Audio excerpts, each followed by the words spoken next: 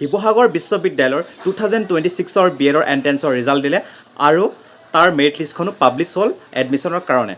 July 23 তাৰিখে আছে admission. এতিয়া বহুতৰ মনত ডাউট আছে, যিসকলৰ এণ্ট্ৰেন্স এক্সামটো ভাল হৈছে, ডিব্ৰুগড় বিশ্ববিদ্যালয় এটা ভাল মাৰ্কছ পাইছে বা গুৱাহাটী বিশ্ববিদ্যালয়ৰ এণ্ট্ৰেন্সটো ভাল হৈছে, এতিয়া সেইসকল ল'ৰা ছোৱালীয়ে একচুৱেলি শিৱসাগৰ বিশ্ববিদ্যালয়ত বিএড কৰাটো উচিত নে অনুচিত, এডমিশ্যন ল'ব লাগে নে নালাগে, ইমানখিনি পইচা দি তাতে একচুৱেলি এডমিশ্যন লোৱাটো উচিত নে অনুচিত। ইয়াছ, আজি আমি সেইখিনি ডিছকাছ কৰিম। লগতে ইয়াত শিৱসাগৰ বিশ্ববিদ্যালয়তনো কাট অফ কিমান যাব পাৰে, আৰু ইয়াৰ লগতে আমি ডিছকাছ কৰিম যে যিখিনি মেৰিট লিষ্ট, সেই মেৰিট লিষ্টখনো আপোনালোকক সুন্দৰকৈ দেখাই দিম। আৰু আপোনালোকে যদি এডমিশ্যন ল'ব বিচাৰে দেন আপোনালোকে কি লগত ডকুমেণ্টছ নিব লাগিব বা কি কৰিব লাগিব, সেইখিনি বস্তু একদম আপোনালোকক ভালকৈ দেখাই দিম। গতিকে এই ভিডিঅ'টো একদম শেষলৈকে চাব। ব'লক এতিয়া আমি ফাৰ্ষ্টে যিখন মেৰিট লিষ্ট সেইখন আমি এবাৰ চাই লওঁ। এতিয়া আপোনালোকে চাব পাৰিব, এইখন 2026-28 শিৱসাগৰ বিশ্ববিদ্যালয়ৰ যি বিএডৰ এণ্ট্ৰেন্স, সেই বিএডৰ এণ্ট্ৰেন্সৰ প্ৰভিজনেল মেৰিট লিষ্ট। গতিকে ইয়াতে আপোনালোকৰ যিটো কম্প'জিট স্ক'ৰ, অৰ্থাৎ আপোনালোকে এণ্ট্ৰেন্সত যিটো মাৰ্কছ আপোনালোকে পাবলৈ সক্ষম হৈছিল, প্লাছ আপোনাৰ একাডেমিক্সৰ পৰা যিটো মাৰ্কছ আহিছিল, সেই দুইটা প্লাছ কৰি যিটো মাৰ্কছ, সেইটো ইয়াতে সুন্দৰকৈ দিয়া হৈ আছে। আৰু এই মাৰ্কছখিনিৰ একচুৱেলি ভিত্তিতে আপোনালোকে এডমিশ্যন ল'বলৈ তাতে যাব লাগিব। কিন্তু মই আপোনালোকক আৰম্ভণিতে এটা কথা কৈ দিছোঁ, তললৈকে একদম যিখিনি ল'ৰা ছোৱালী আছে তেওঁলোক একচুৱেলি গৈ ইমান লাভ নহ'ব। গতিকে তেওঁলোকে একচুৱেলি ছেকশ্যনেলি এইখিনি ভালকৈ মাৰি দিব লাগিছিলে, তেতিয়া ল'ৰা ছোৱালীখিনিও এটা আন্দাজ পালেহেঁতেন। গতিকে আপোনালোকক মই পিছত বাৰু দেখাই দিম কোনখিনি কেটেগৰীৰ কাৰণে কিমানখিনি ছিট আছে। গতিকে সেইটো আপোনালোকে জোখত আপোনালোকে এটা অনুমান লগাই যাব। কাৰণ আপোনালোকে 400 বা 500ৰ তলত যিখিনি ল'ৰা ছোৱালী আছে, মানে যিটো ৰেংক, তেওঁলোকে একচুৱেলি নোযোৱাই ভাল। কাৰণ আপোনালোকে এনেই খৰচ হ'ব বা অহা যোৱা কৰোঁতে আপোনালোকৰ এনেই যাব। ঠিক আছে, এতিয়া আপোনালোকক মই সুন্দৰকৈ দেখাই দিছোঁ যে প্ৰথম যাৰ ৰেংক আহিছিল তেখেতে একচুৱেলি 85.38 পাই ইয়াতে পাবলৈ সক্ষম হৈছে। একচুৱেলি তেওঁৰ নাম আহিছে দেই, তেওঁ একচুৱেলি ইয়াতে ছিট এডমিশ্যন লয় নে নলয় তাৰ কোনো গেৰাণ্টি নাই। এতিয়া আপোনালোকক মই সুন্দৰকৈ গোটেইখন দেখাই দিম। আপোনালোকে ভিডিঅ'টো পজ কৰি আপোনালোকে চাই ল'ব, আৰু আপুনি ইয়াতে কিমান মাৰ্কছ পাইছে, একচুৱেলি আপোনাৰ কম্প'জিট স্ক'ৰটো কিমান, আপুনি কমেণ্ট ছেকশ্যনত জনাব দেই।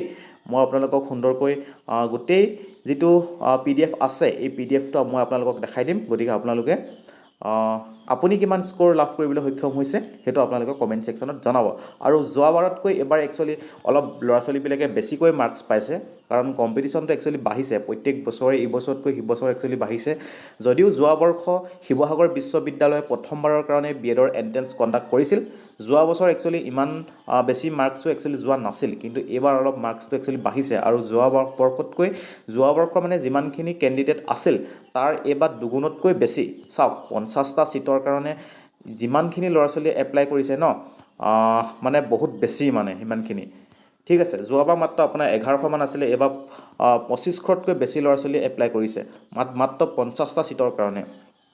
আৰু আপোনালোকে যদি বৰ্তমান কোনোবাই ডিব্ৰুগড় বিশ্ববিদ্যালয়ৰ আণ্ডাৰত যদি আপোনালোকে এডমিশ্যন লৈছে, আপোনালোকে ক'ত এডমিশ্যন লৈছে কমেণ্ট ছেকশ্যনত জনাব। ঠিক আছে, আৰু ইয়াৰ পিছত অৱশ্যে মই আৰু এটা ভিডিঅ' আনিম, তাতে একচুৱেলি ভালকৈ ডিছকাছ কৰিম বৰ্তমানলৈকে ডিব্ৰুগড় বিশ্ববিদ্যালয়ত কোনখিনিৰ পৰা একচুৱেলি নটিচ ওলালে, এডমিশ্যন কেতিয়া আছে বা ক'ত ডেটসমূহ এক্সটেণ্ড কৰিছে, মই তাৰ ওপৰত এটা ভিডিঅ' আনিম। গতিকে সেই ভিডিঅ'টো আপুনি মিছ নকৰিব দেই। ইয়াৰ যিটো পিছৰ ভিডিঅ', নেক্সট ভিডিঅ' মই তাতে আনিম। এতিয়া আপোনালোকে চাই ল'ব সুন্দৰকৈ, আপুনি কিমান মাৰ্কছ পাবলৈ সক্ষম হৈছে সেইটো কমেণ্ট ছেকশ্যনত জনাব। তাৰপিছত আমি এই যিখন মেৰিট লিষ্ট, এইখন দেখুৱাৰ পিছত আমি ডিছকাছ কৰিম যে আপোনালোকে কেনেকৈ গৈ এডমিশ্যন ল'ব লাগিব, বা আপোনাক কি ডকুমেণ্টছ লাগিব। ঠিক আছে, বা তাৰ টাইমিংটো কি হ'ব পাৰে, আপুনি কিমান টাইমত গৈ তাতে পাব লাগিব, সেইখিনি আমি একদম ভালকৈ ডিছকাছ কৰিম। ঠিক আছে, একচুৱেলি এখন যথেষ্ট দীঘলীয়া লিষ্ট, ইমান তলৰখিনি একচুৱেলি গৈ ইমান লাভ নহ'ব মই ভাবোঁ মানে দেই। 500ৰ তলত যিখিনি ল'ৰা ছোৱালী আছে তেওঁলোক মানে প্ৰায় নোযোৱাই ভাল হ'ব চাগে, কাৰণ 50টা ছিট এনেও মানে ওপৰখিনিত ফিল আপ হৈ যাব লাগে। ঠিক আছে, আৰু ইমানখিনি একচুৱেলি এনেকৈ দিয়া দৰকাৰো নাছিল, অৱশ্যে একো নাই বাৰু, দিলে আৰু, কিন্তু লাভ নহ'বগৈ। এতিয়া আৰু বহুত ল'ৰা ছোৱালী একচুৱেলি মেছেজ কৰি আছে, যিসকলে মানে এণ্ট্ৰেন্স এক্সামটো বেয়া হৈছে, তেওঁলোকে ইমান দুখ কৰিব নালাগে দিয়ক। এতিয়াও আপোনাৰ গুৱাহাটী বিশ্ববিদ্যালয় যিহেতু ৰিজাল্ট দিবলৈ আছে, আপোনালোকে হয়তো বহুতে দিছে, তাতো হয়তো আপোনাৰ তাতো ভাল হৈ যোৱা চান্স আছে। ঠিক আছে, গতিকে আপোনালোকে তাতো কৰি ল'ব পাৰিব। আৰু বড়োলেণ্ড বা ভট্টদেৱ বিশ্ববিদ্যালয়ৰ যি এণ্ট্ৰেন্স আহি আছে, আপোনালোকে কিন্তু ভালকৈ চাই থাকক দেই, যিসকলে তাতে দিম বুলি ভাবিছে।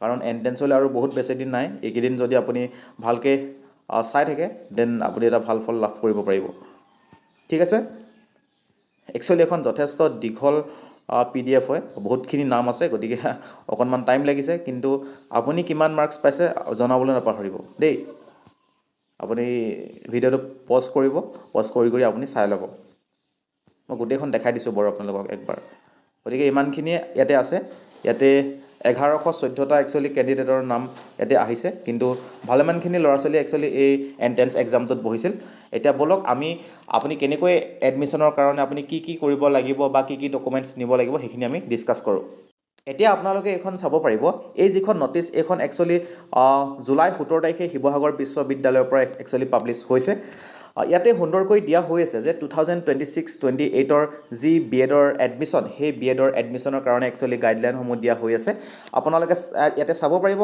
টোটেল ইয়াতে 50টাকৈ একচুৱেলি চিট আছে আৰু সেই 50টা চিটৰ কাৰণে যি 1 নম্বৰ একচুৱেলি মাৰ্কছ তাৰে 60% আপোনালোকৰ যিটো এণ্ট্ৰেন্স তাৰ পৰা একচুৱেলি দিয়া হৈছে আৰু 40% মাৰ্কছ আপোনালোকৰ একাডেমিক্সৰ পৰা যাব টোটেল 100% ইয়াতে হ'বই এতিয়া আমি একাডেমিক্সৰ মাৰ্কছৰ যিটো ডিষ্ট্ৰিবিউশ্যন সেইটো হৈছে আপোনাৰ SSLCৰ পৰা আপোনাৰ 10% একচুৱেলি মাৰ্কছ লোৱা হয় ইয়াতে যদি আপুনি ধৰি লওক মেট্ৰিকত যদি আপোনাৰ 67% পাইছিলে তেতিয়াহ'লে আপোনাৰ 6.7 মাৰ্কছ এটা তাৰ পৰা লোৱা হ'ব ঠিক তেনেদৰে আপোনাৰ হাই ছেকেণ্ডেৰীৰ পৰা আপোনাৰ 10% এটা একচুৱেলি মাৰ্কছ আপোনাৰ লোৱা হয় তাৰপিছত আপোনাৰ গ্ৰেজুৱেশ্যন বা পোষ্ট গ্ৰেজুৱেশ্যন য'ত আপোনাৰ মাৰ্কছ বেছি সেইটো ধৰা হয় আৰু তাৰ পৰা একচুৱেলি 20% মাৰ্কছ লোৱা হয় টোটেল 40% মাৰ্কছ গতিকে একাডেমিক্সৰ পৰা যায় গতিকে 60 + 40 টোটেল 100% হয়গৈ ঠিক আছে এতিয়া আপোনালোকে চাব পাৰিব 45টা চিট একচুৱেলি সকলোৰ কাৰণে একচুৱেলি আছে মানে সকলো ইউনিভাৰ্চিটি ল'ৰা ছোৱালীয়ে ইয়াতে পঢ়িব আৰু 5টা চিট একচুৱেলি যিখিনি ল'ৰা ছোৱালীয়ে শিৱসাগৰ বিশ্ববিদ্যালয়ৰ আণ্ডাৰত UG বা PG কৰিছিলে তেওঁলোকৰ কাৰণে একচুৱেলি ৰিজাৰ্ভ কৰা হৈ আছে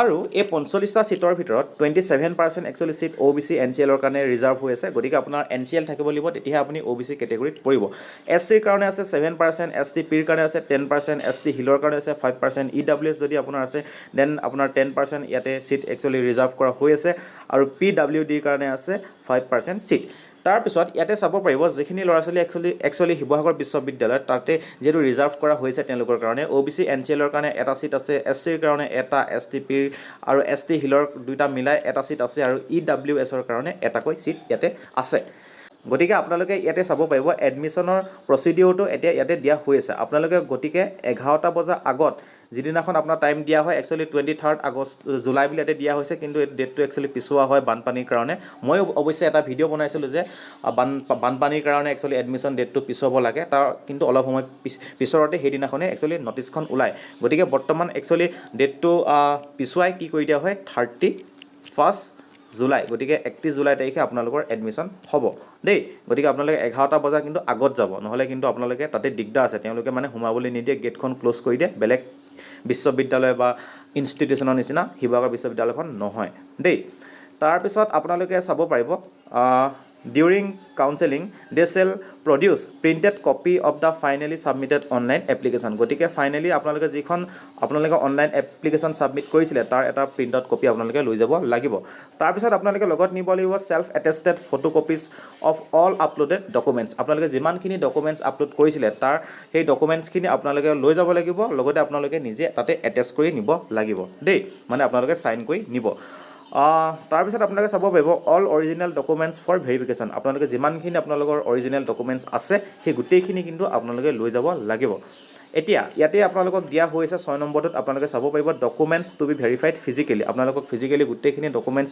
ইয়াতে আপোনাৰ কাউন্সেলিঙৰ সময়ত আপোনালোকৰ ভেৰিফাই কৰা হ'ব তাতে আপোনালোকে SSLC মাৰ্কশ্বিট নিব লাগিব হায়াৰ ছেকেণ্ডেৰী মাৰ্কশ্বিট নিব লাগিব গ্ৰেজুৱেশ্যনৰ আপোনালোকে মাৰ্কশ্বিট নিব লাগিব পোষ্ট গ্ৰেজুৱেশ্যনৰ আপোনালোকে মাৰ্কশ্বিট নিব লাগিব যদি আপোনালোকে সেইখন যদি আপুনি তাতে এপ্লাই কৰিছিলে বা আপোনাৰ যদি তাতে মাৰ্কছ বেছি আছিলে ঠিক আছে তাৰপিছত আপোনালোকে জন্মৰ প্ৰমাণপত্ৰ একচুৱেলি আপোনালোকে নিব লাগিব তাৰপিছত আপোনালোকে কাষ্ট চাৰ্টিফিকেট নিব লাগিব যদি আপুনি কোনোবা কাষ্টৰ পৰা বিলং কৰে তাৰপিছত আপুনি EWS চাৰ্টিফিকেট নিব লাগিব যদি আপুনি EWS কেটেগৰীৰ পৰা বিলং কৰে ঠিক আছে যদি আপুনি PWD আপোনাৰ চাৰ্টিফিকেট আছে সেইখন আপুনি নিব লাগিব যদি আপোনাৰ গেপ পৰিছিলে তেতিয়াহ'লে আপুনি গেপ চাৰ্টিফিকেট নিব লাগিব আৰু এইখন উলিয়াবলৈ একচুৱেলি আপুনি কোৰ্টৰ এজন আপুনি এডভকেটৰ লগত আপুনি কথা পাতিলে আপুনি উলিয়াই ল'ব পাৰিব ঠিক আছে তাৰপিছত ইয়াতে চাব পাৰিব any other documents as required by Sivasagar university তাৰপিছত ইয়াতে এডমিশ্যনৰ এমাউণ্টটো দিয়া হৈ আছে যিসকল ল'ৰা ছোৱালী আৰ্টছৰ হয় তেওঁলোকে 33,500 rupees পে'মেণ্ট কৰিব লাগিব। এইটো কিন্তু অকল ফাৰ্ষ্ট ছেমিষ্টাৰৰ কাৰণেহে। প্ৰত্যেক ছেমিষ্টাৰতে আপুনি এডমিশ্যন ল'ব লাগিব আৰু ইয়াতে 4টাকৈ ছেমিষ্টাৰ আছে। গতিকে আপুনি নিজে কেলকুলেট কৰি লওক প্ৰত্যেক ছেমিষ্টাৰতে ইমানকৈ আপোনাৰ কিমান পৰিবগৈ। তাৰপিছত যিসকল ছায়েন্সৰ একচুৱেলি মেথড পেপাৰ আছে তেওঁলোকে একচুৱেলি 34,000 ইয়াতে পে'মেণ্ট কৰিব লাগিব। আৰু যিসকলে ছায়েন্সৰ পৰা বিলং কৰে তেওঁলোকে মেথড পেপাৰ ছায়েন্স আৰু মেথছ ল'ব পাৰিব দেই, ছায়েন্স আৰু মেথছ ল'ব পাৰিব। আৰু যিসকল আৰ্টছৰ হয় তেওঁলোকে মেথড পেপাৰ ল'ব পাৰিব, ছ'চিয়েল ছায়েন্স ল'ব পাৰিব, ঠিক আছে। তাৰপিছত আপোনালোকে ল'ব পাৰিব আছামিছ ল'ব পাৰিব বা ইংলিছ ল'ব পাৰিব। এইখিনি ছাবজেক্ট আপোনালোকে তাতে ল'ব পাৰিব। তাৰপিছত আপোনালোকে চাব পাৰিব ইয়াতে আৰু কি আছে, মেৰিট লিষ্ট এইটো বাৰু হৈ গ'ল। ডেট অফ এডমিশ্যন আপোনালোকে এতিয়া গম পালে কিমান হ'ল, 31 জুলাই, ঠিক আছে। আৰু 11টা বজাৰ আগত আপোনালোকে পোৱা যাব। যোৱাবাৰ কিন্তু 11টা বজাত নোপোৱা ল'ৰা ছোৱালীসমূহে এডমিশ্যন তাতে ল'বলৈ নাপালে। গতিকে সেই সময়টোতকৈ আপোনালোকে অলপো দেৰি নকৰিব, ঠিক আছে। এতিয়া আমি ডিছকাছ কৰিম যে ইয়াতে কাট অফ কিমান যাব পাৰে, অৰ্থাৎ শিৱসাগৰ বিশ্ববিদ্যালয়ৰ যি বিএডৰ এডমিশ্যন তাতে কাট অফ কিমান যাব পাৰে, অৰ্থাৎ কিমানলৈকে ইয়াতে মাৰ্কছ ইয়াত যদি আপোনাৰ থাকে আপুনি পোৱাৰ ইয়াতে সম্ভাৱনা আছে। এতিয়া ইয়াতে একচুৱেলি এটা ফেক্টৰৰ ওপৰত ডিপেণ্ড কৰিব, যিহেতু ডিব্ৰুগড় বিশ্ববিদ্যালয়ৰ আণ্ডাৰটো যিহেতু ৰিজাল্ট দিলে, ইয়াতে যদি এতিয়া মেক্সিমাম ল'ৰা ছোৱালী ইয়াতে ওপৰত যিসকল নাম আছে ইয়াত যিসকলৰ ভাল হৈছে, ইয়াতে কিন্তু মোৰ বহুত বিশ্বাস আছে যে যিসকলে ইয়াতে ভাল পাৰফৰ্ম দেখাব পাৰিছে ইয়াৰে মেক্সিমাম কিন্তু ডিব্ৰুগড় বিশ্ববিদ্যালয়ৰ আণ্ডাৰটো ভাল পাৰফৰ্ম একচুৱেলি দেখুৱাব তেওঁলোকে নিশ্চয় পাৰিছে।